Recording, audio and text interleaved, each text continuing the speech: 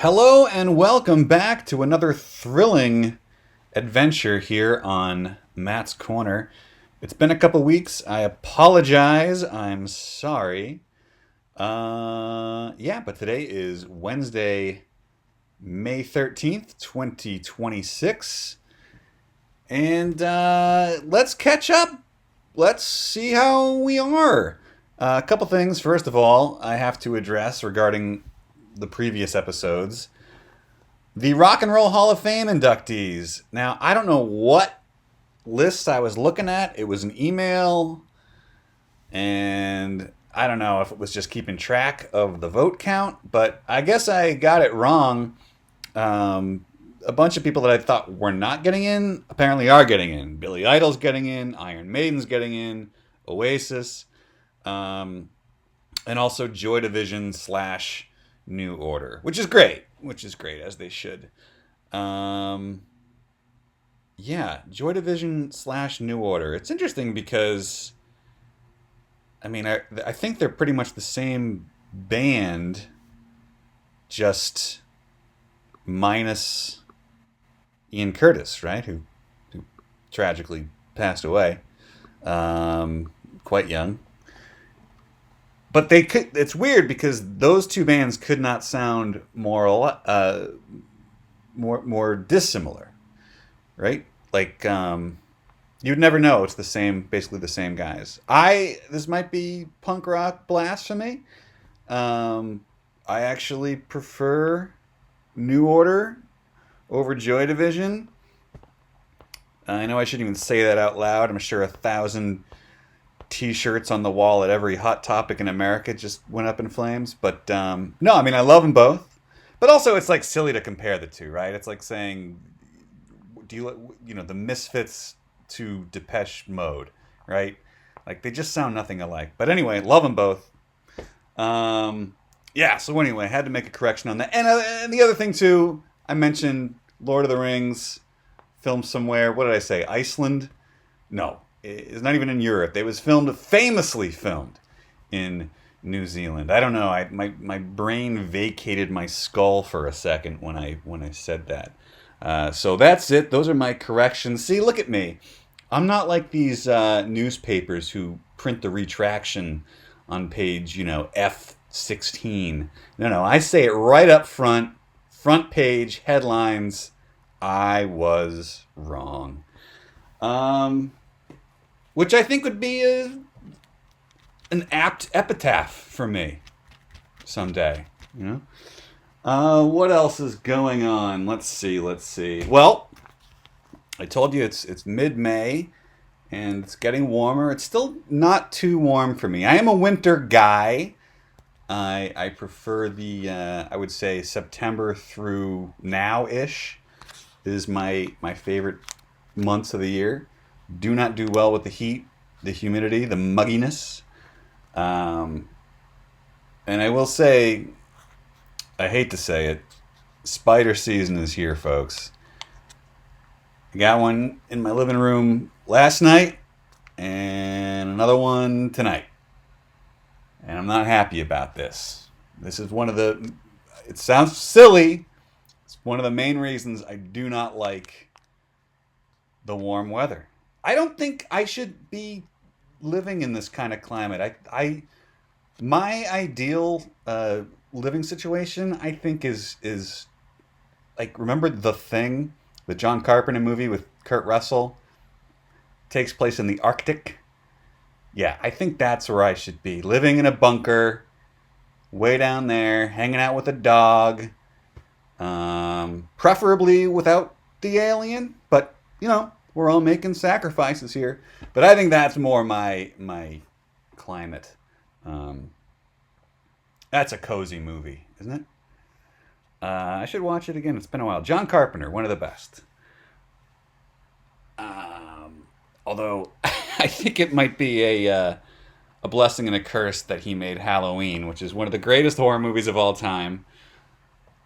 But at the same time, it spawned a gazillion ripoffs and slasher movies in general, and most of them are terrible and gross. I'm squeamish. I am. I don't like spiders. I don't like gore. What am I? I am a wimp, folks. A frigid wimp.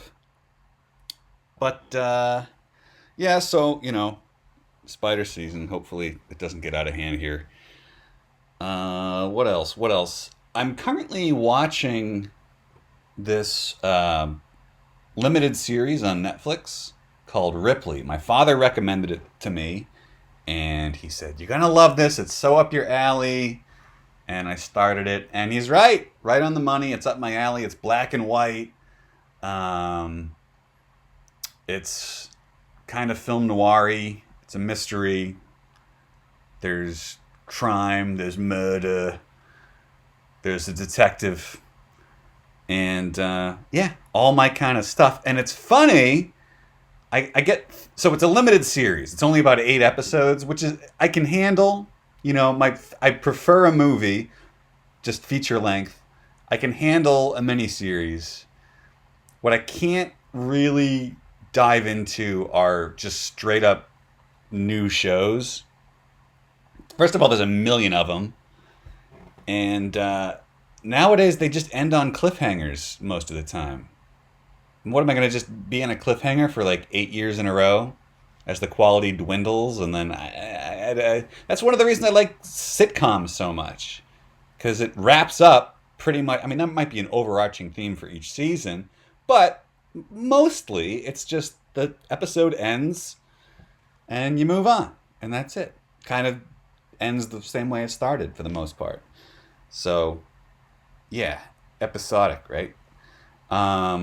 So I prefer that, and I like old shows anyway. So yeah, it's just to get me to watch a new show is really tough. But I figured limited series. My dad insists. Okay, I'll do it. So I was on episode like 3 when things really start going crazy here, and I'm watching this, and I'm thinking to myself, this seems so familiar to me. There's a scene on a boat, and I'm like, gosh, I know I've never seen this before, but what's it? It seems like, is it a movie? Like a Matt Damon movie? I go, oh yeah, this is just like the talented Mr. Ripley. Hello. It's called Ripley. I'm an idiot.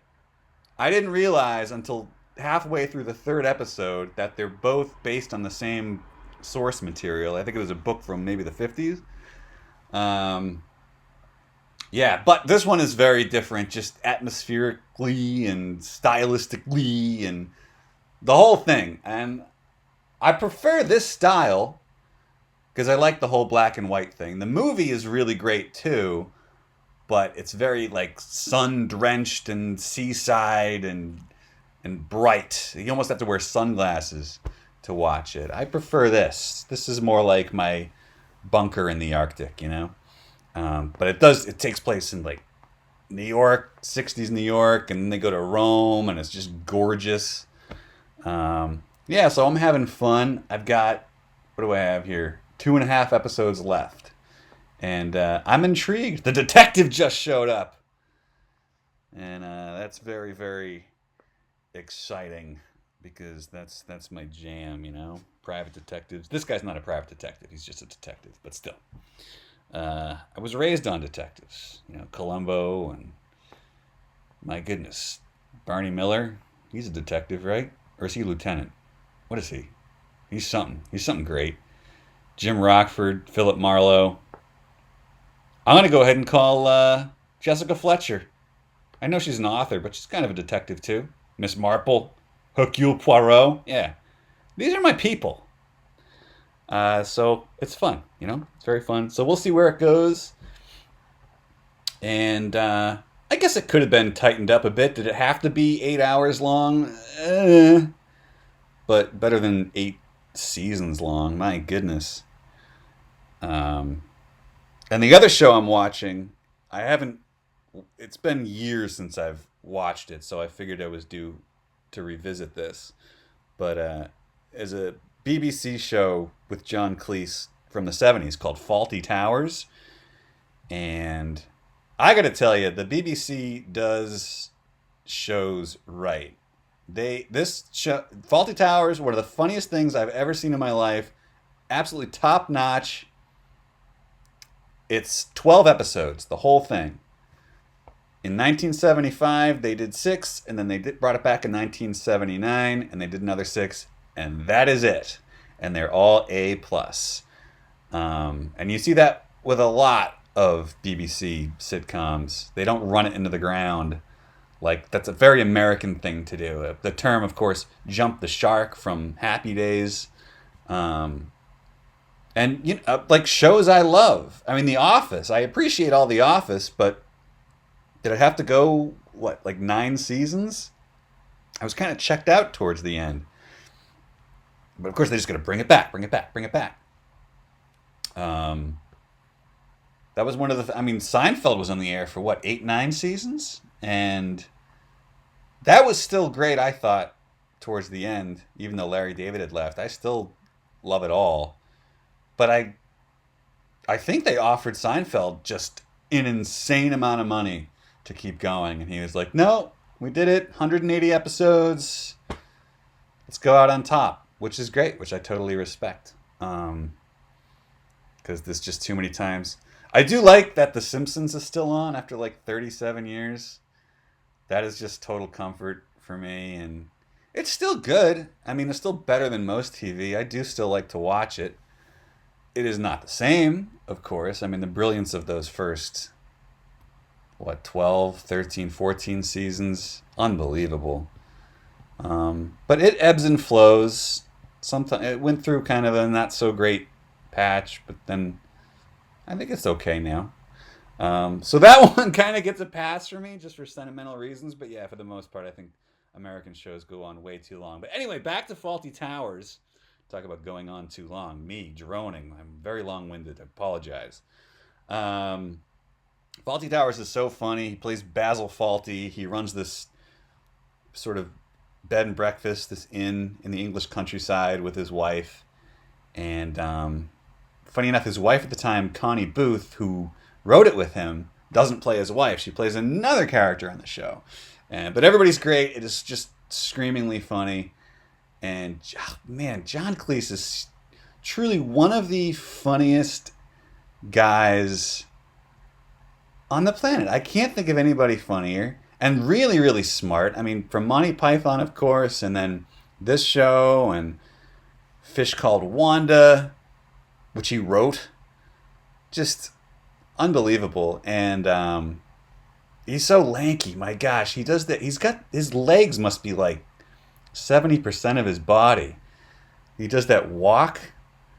How does he do that? He's built so funny. And he looks like a giant. He looks like he's 6'8".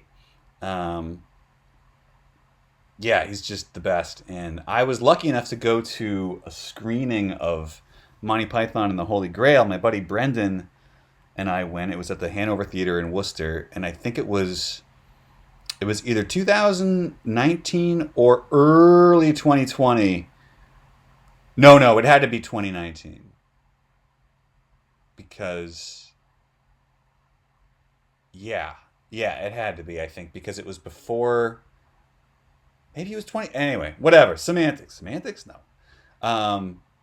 Regardless, it was right before COVID, and I think it was the last big public event I went to before the world shut down, and it was awesome. So they screened the movie, and then John Cleese came out, and they did a interview and a Q&A for an hour, and he was amazing.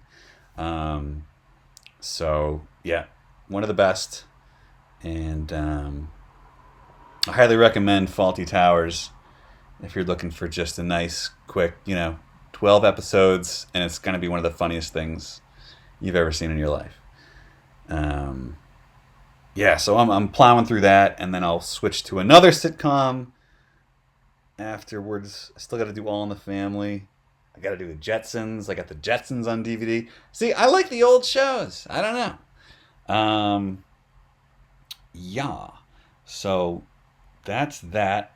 And then what else did I want to mention?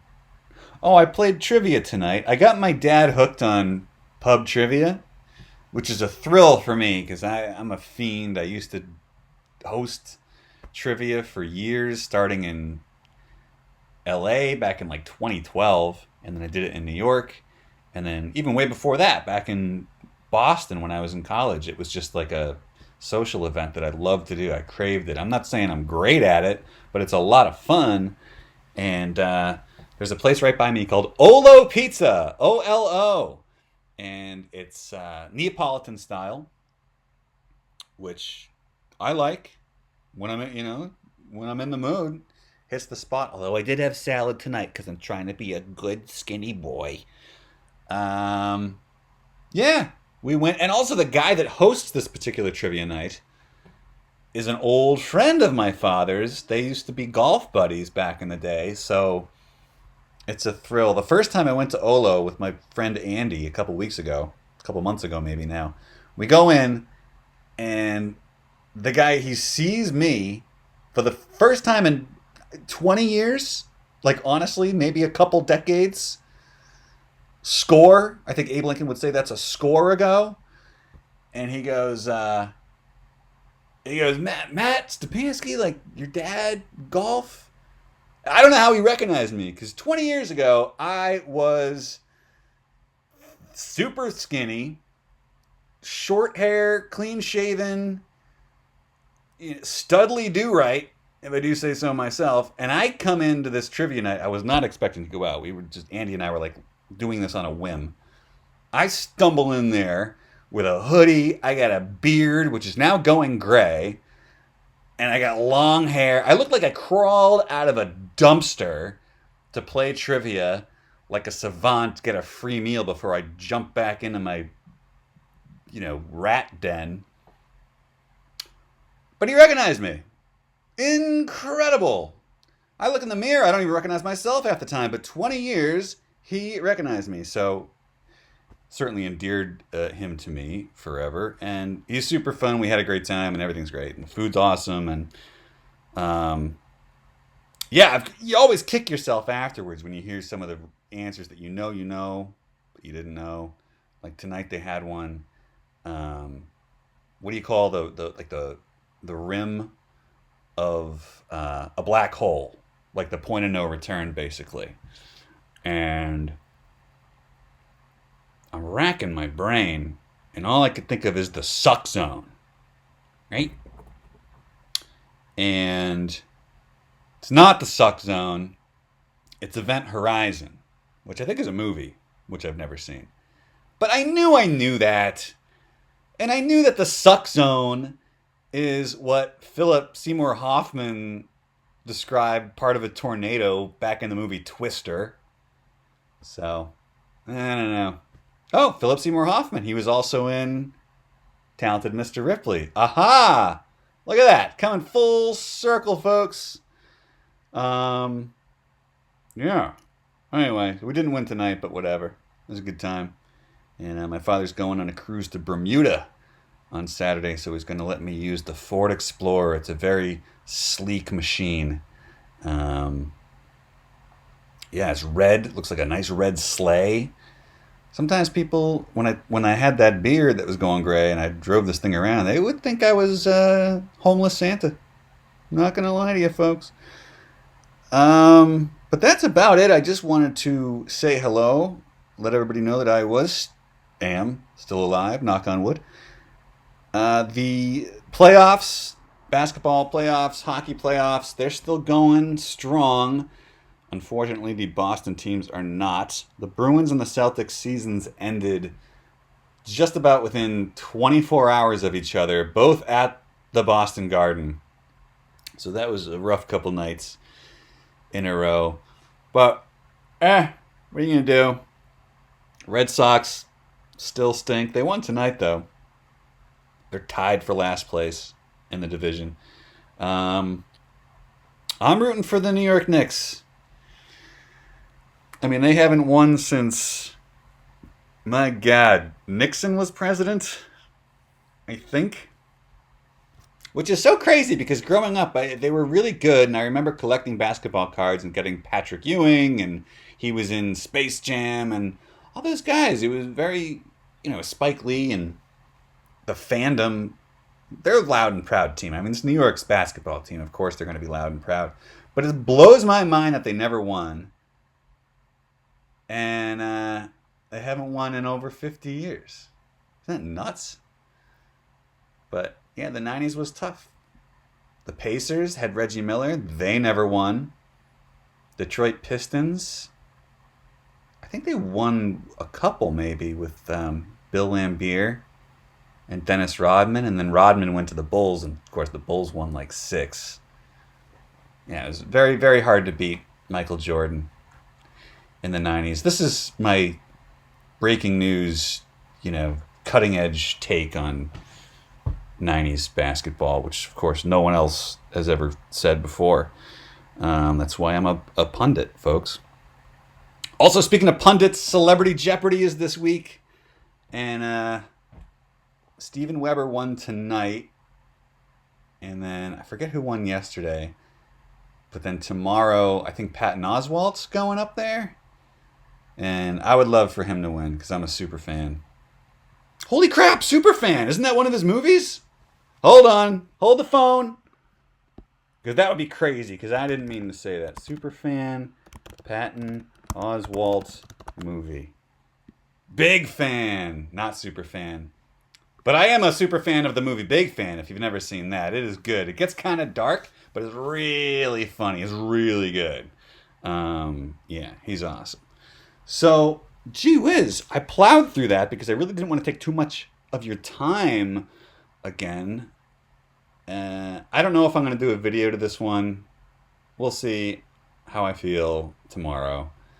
It might just be audio, which is fine. Eventually, the goal is just film myself doing this. So I won't have to do too much editing, but there'll still be some, something to look at. Hey, a little bit of eye candy over there. You know what I'm saying?